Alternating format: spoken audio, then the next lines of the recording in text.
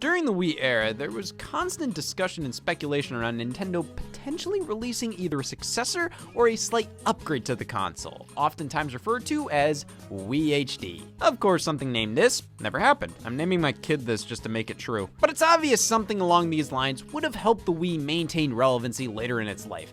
By 2010, this system was looking rough, and not including an HDMI port was becoming less and less acceptable with each passing year. Though it was at E3 2010 that then Nintendo president Satoru Iwata commented on the idea of a Wii successor, claiming it would only happen when they ran out of ideas. They never said they wouldn't run out of ideas soon. Iwata later clarified that of course Nintendo was working on a new system. They pretty much start thinking about the next thing when the next thing comes out right after the next thing. He was primarily addressing the idea of Nintendo creating a new console simply to make a more powerful HD system.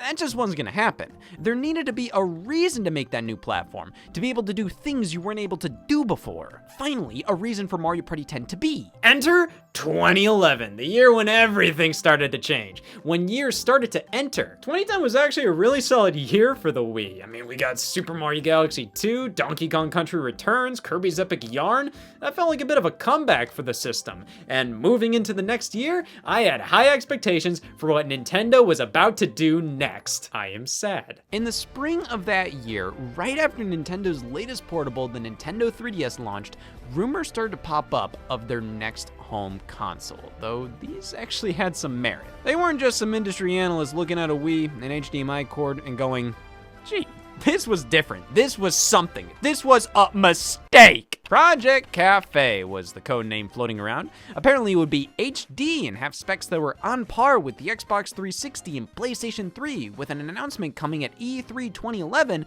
and releasing in late 2012. Unlike previous rumors, this one was backed by numerous sources like IGN, and if IGN says it's true, Nintendo commented on the rumors by simply saying, stay tuned. The official E3 Twitter account was hamming it all up.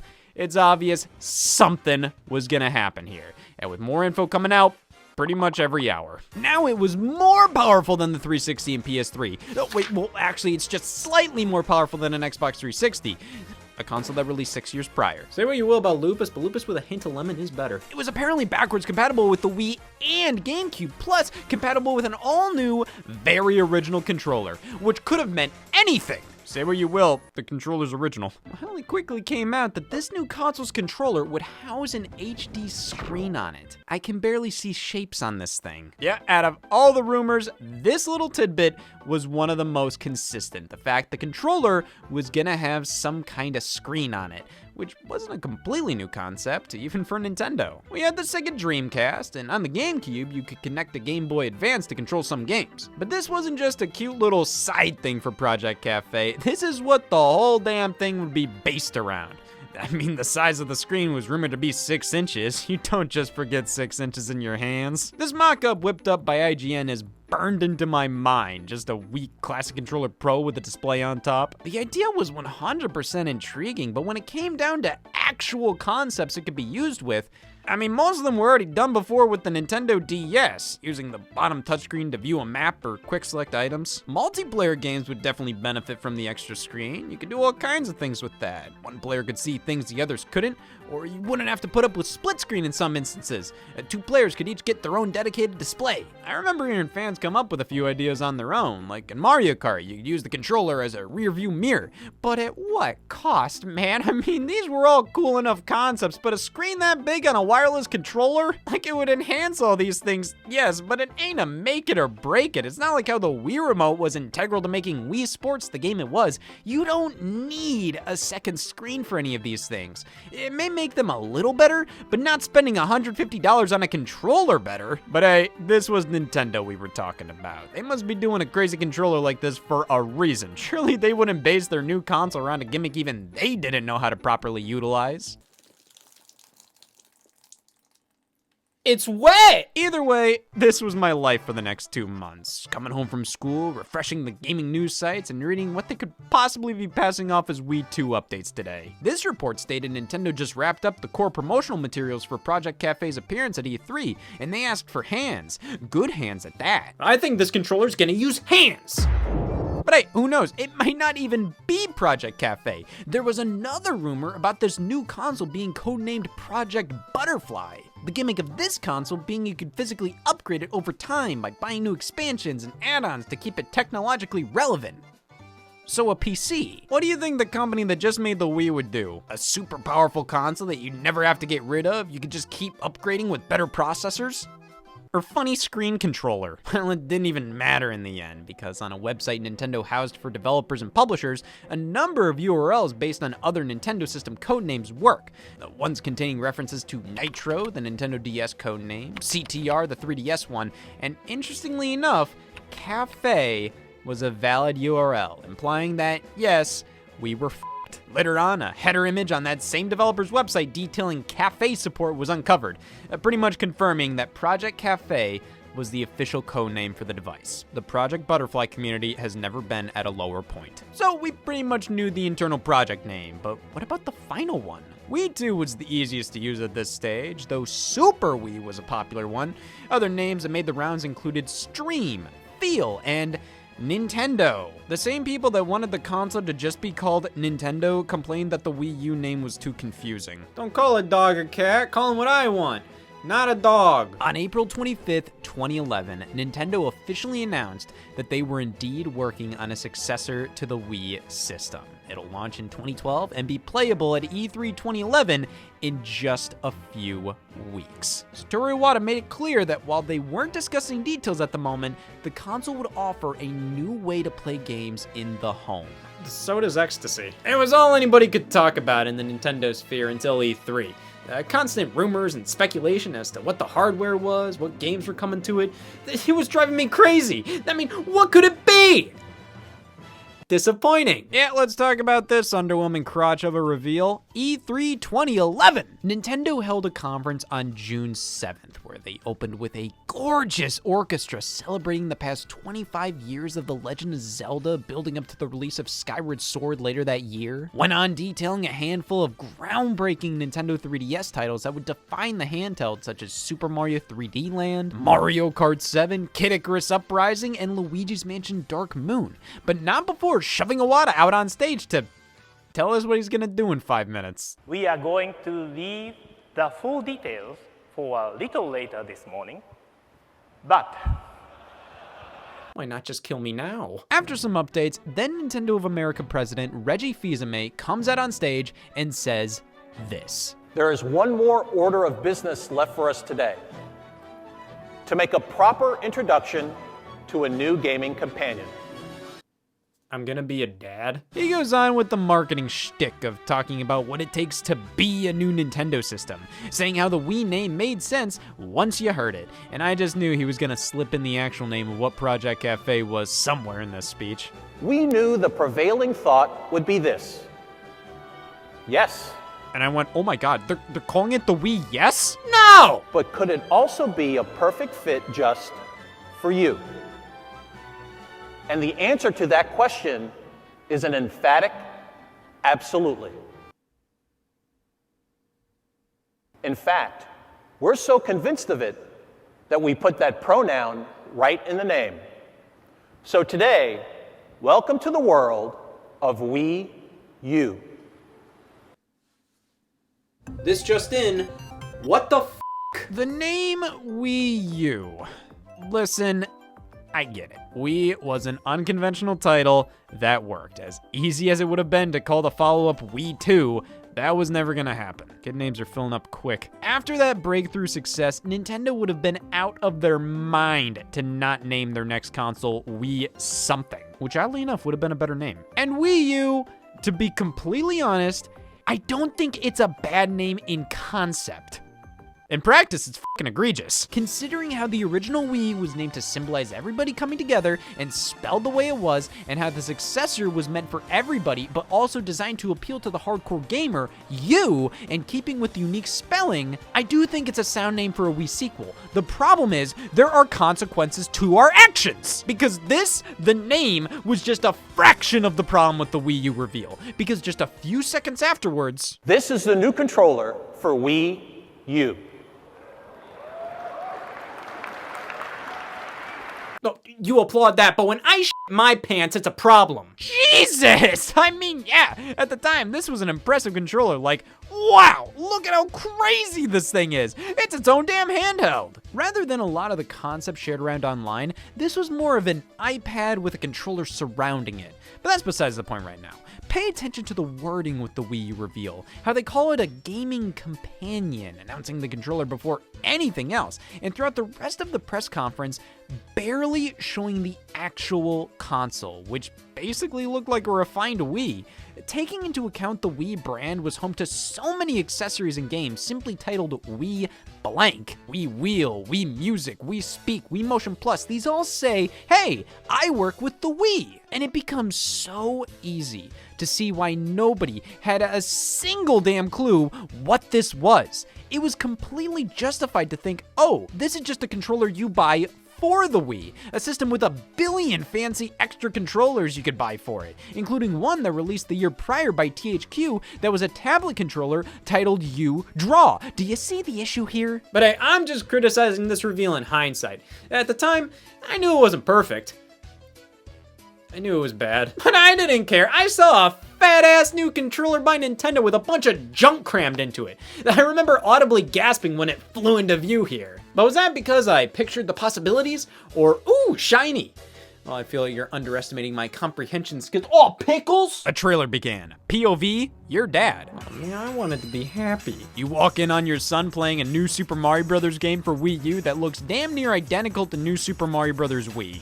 That's my dad, all right. But hey, you can keep playing the same game right on your controller. No TV needed. Plus, do all kinds of other stuff with the new controller, as they called it. Draw on the new controller, play only on the new controller, use motion to control with the new controller. This trailer showed off 12 uses for the Wii U controller, some of which were pretty damn cool at the time, throwing ninja stars from the pad to the TV. You know, that might have been the only one that sold me. Honestly, looking back, none of these necessarily wowed me outside of that demo.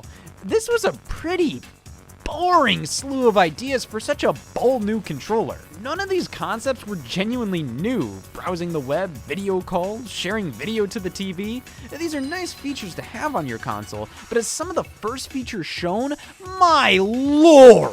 You can play games just on the tablet, and you show, what, Othello? Wii Sports, but now using the new controller. Well, cool. I mean, yeah, this helps show the potential, but it doesn't really seem to be making Wii Sports better, just more complicated. Before, as the pitcher in Wii Sports Baseball, you just throw the ball. Now, you have to aim with the controller like this.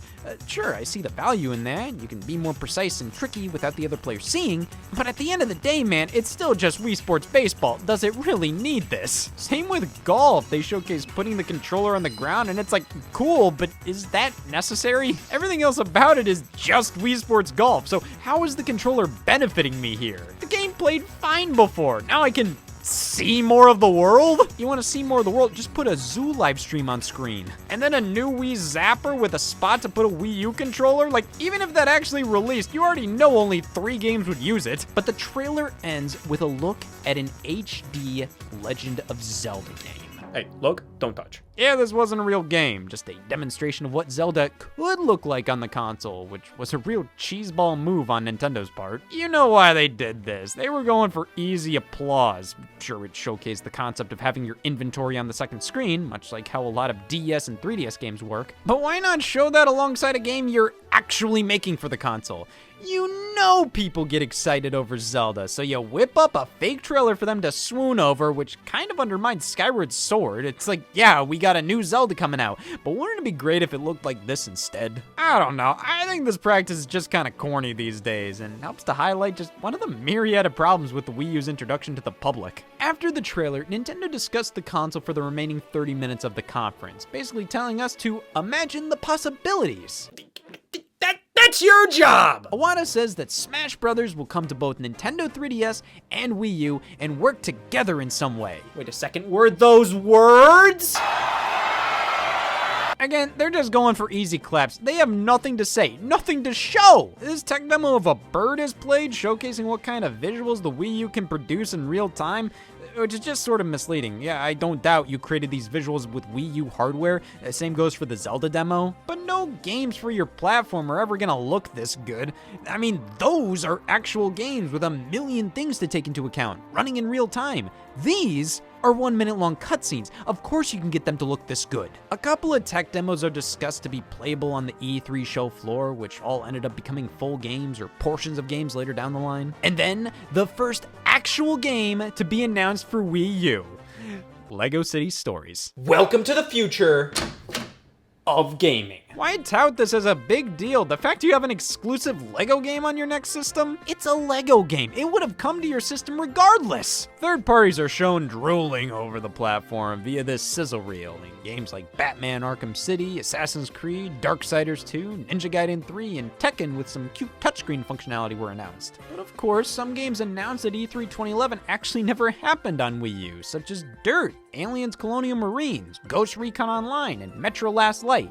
Though nothing not happening doesn't compare to Not Jack Dick. Electronic Arts appears on stage to set up an unprecedented partnership with Nintendo on Wii U. Say what you will, that is unprecedented. And that was the Wii U's reveal at E3 2011.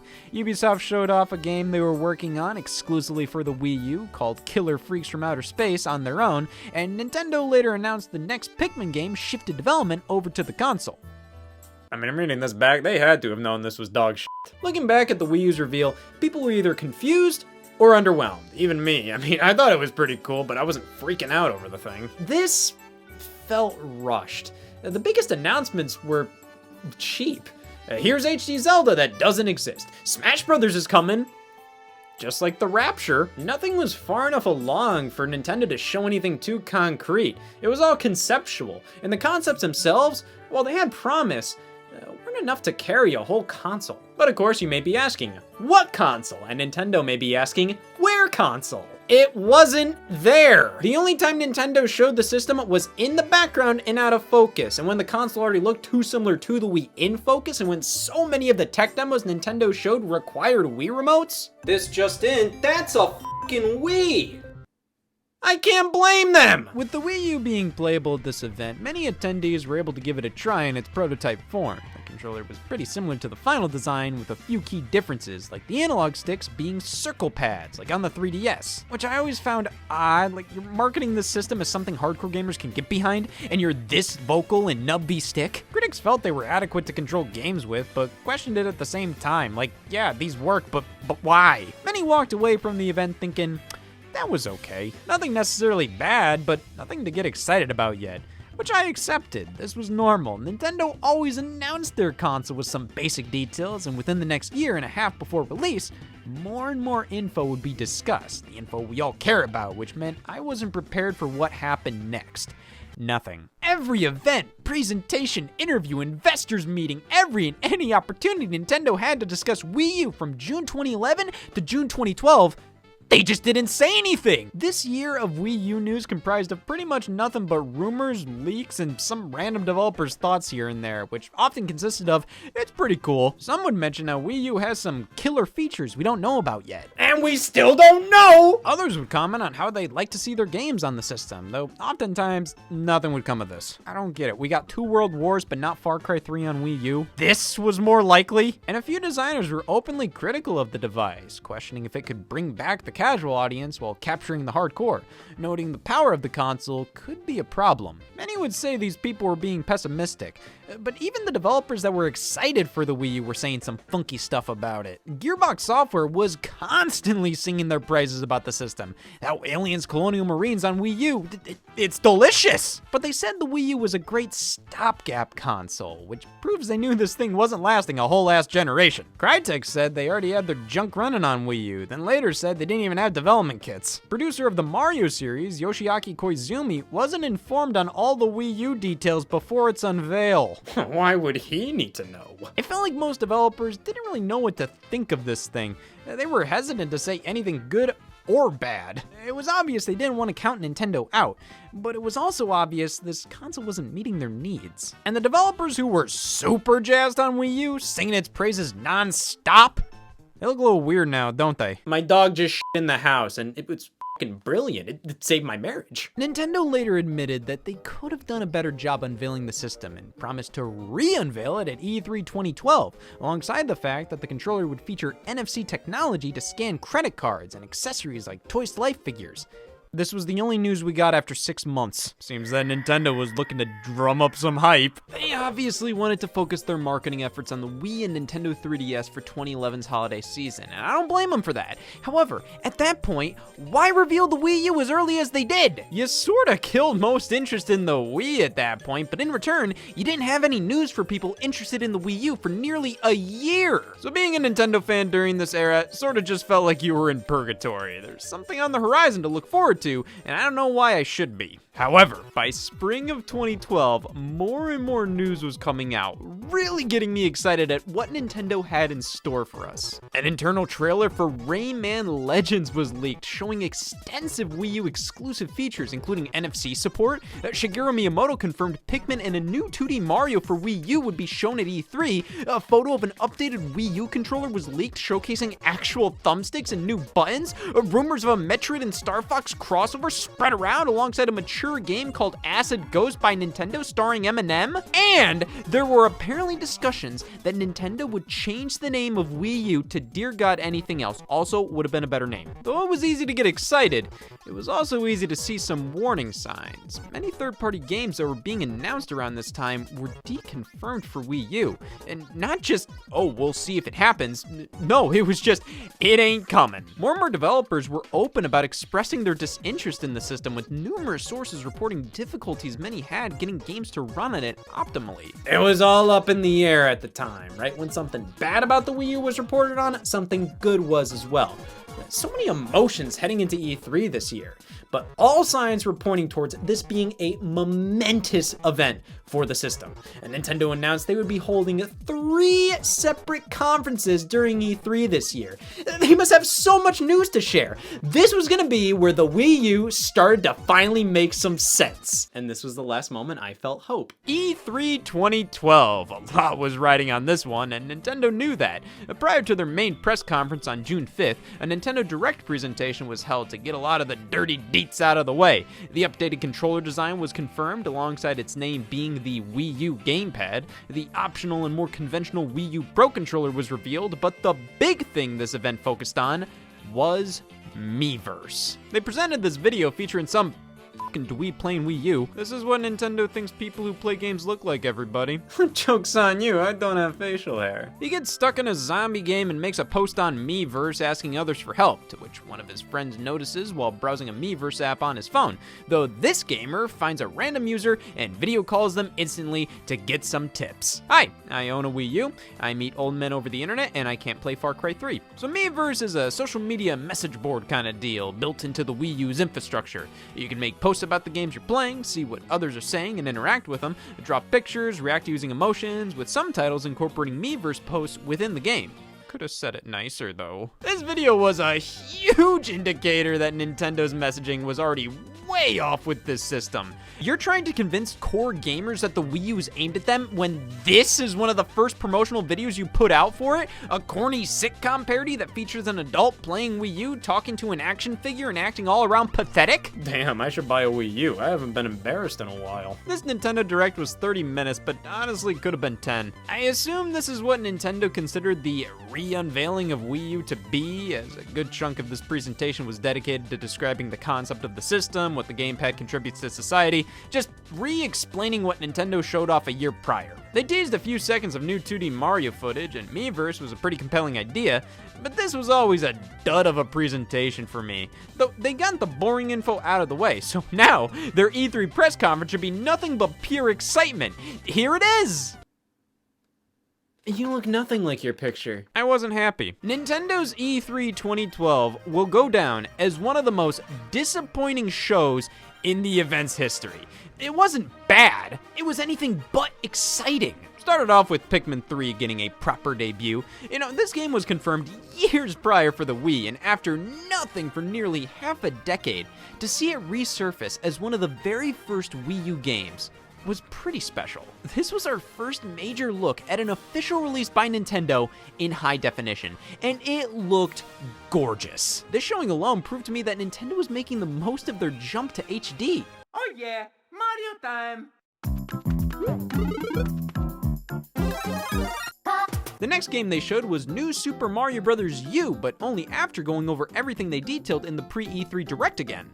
What was the point of the pre-E3 Direct then? We were already 20 minutes into the presentation by the time the second game shows up, and like, am I supposed to be impressed? Nintendo announced this as, you gotta have a Mario game at the launch of your new Nintendo system, right? Oh boy, you know it. This looked painfully bland. It just looked like that tech demo from last E3, New Super Mario Bros. Me, just polished up a little bit, which is what New Super Mario Bros. Me looked like, a polished up version of New Super Mario Bros. Wii, which looked like there was no hook with this one.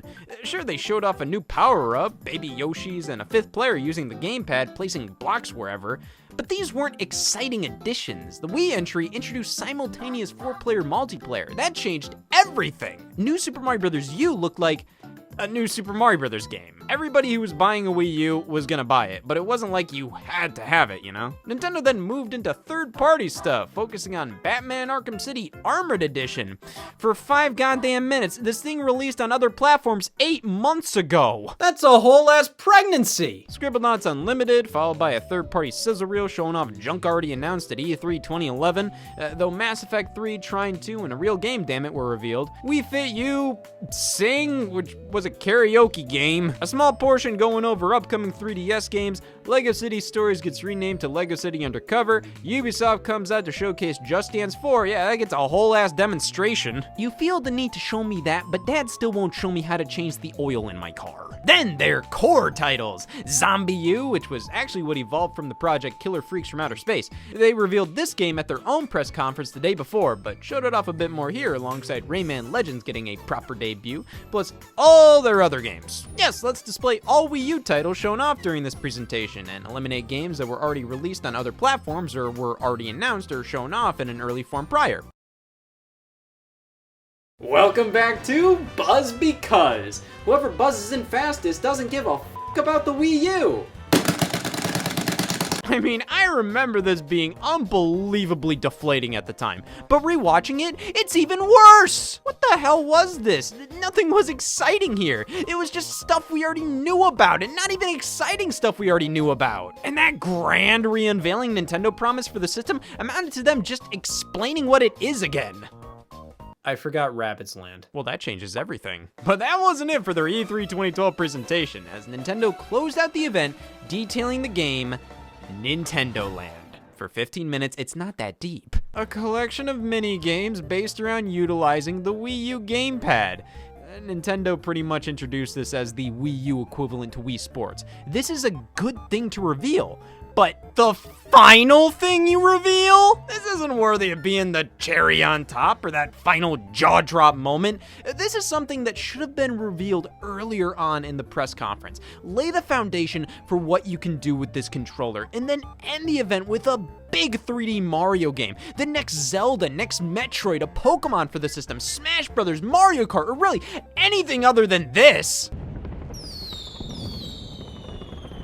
Digital fireworks? Oh my god, don't make me...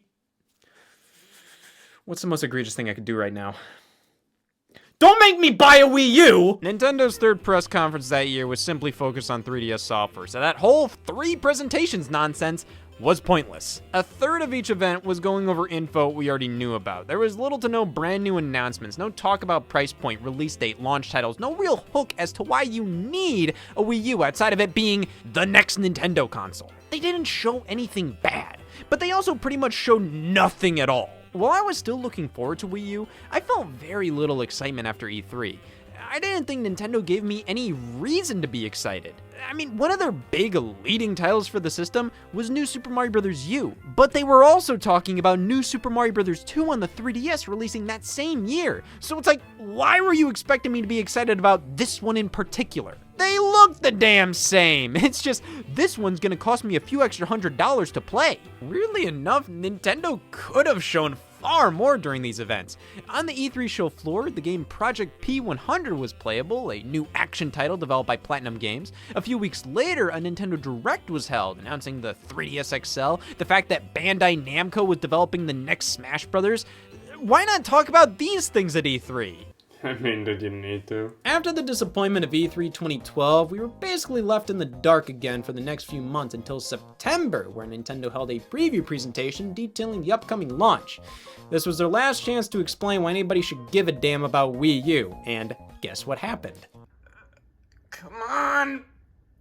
Give it! The release date? November 18th. Wow, the week before Black Friday? The day Nintendo would always reserve for their big game and system releases that year? How is that date even a question? Oh man, what day in January is New Year's? The price point?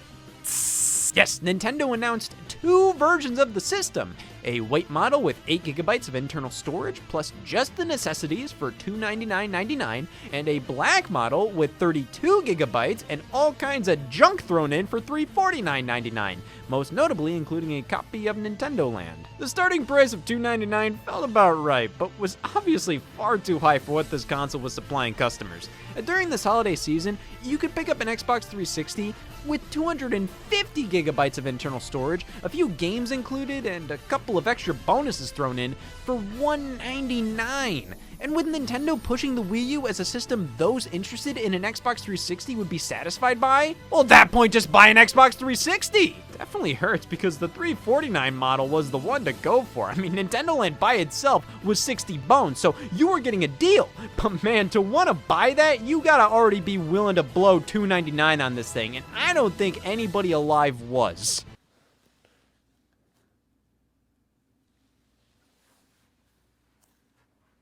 This event elaborated on many of the games shown off at E3, confirming many as launch titles or launch window releases. And what we saw here was far more compelling. New Super Mario Bros. U introduced some cool new modes, and Project P100 was properly revealed as the Wonderful 101, though they also had some announcements. Monster Hunter 3 Ultimate, support from Activision, which included Call of Duty Black Ops 2 as a launch title, and Bayonetta 2, a sequel to an incredibly M-rated hack and slash that only the diehest of hearts cared about, that Nintendo was funding and publishing as a Wii U exclusive. Oh, bingo! A pretty good move to showcase Nintendo's commitment to a hardcore audience, though the biggest focus of this presentation was all about that general audience. Introducing Nintendo TV, that's V with a V, basically an app on the Wii U that combines TV listings and streaming services to be your all-in-one destination when watching television. Want to watch a movie but don't know what service or channel it's on? Just pop open Nintendo TV and it'll tell you. A feature that was fairly ahead of its time, but was never that groundbreaking. I mean, it's nice to be able to just search on Apple TV or Roku the name of a movie and see what app it's on, but I can live without it. So the fact Nintendo and various news outlets considered it a killer feature, sure, another killer feature is the Wii U's effect on spiders. Honestly, this event was pretty good. I was fairly compelled by what was shown. This was genuinely exciting. And then the ad campaign began.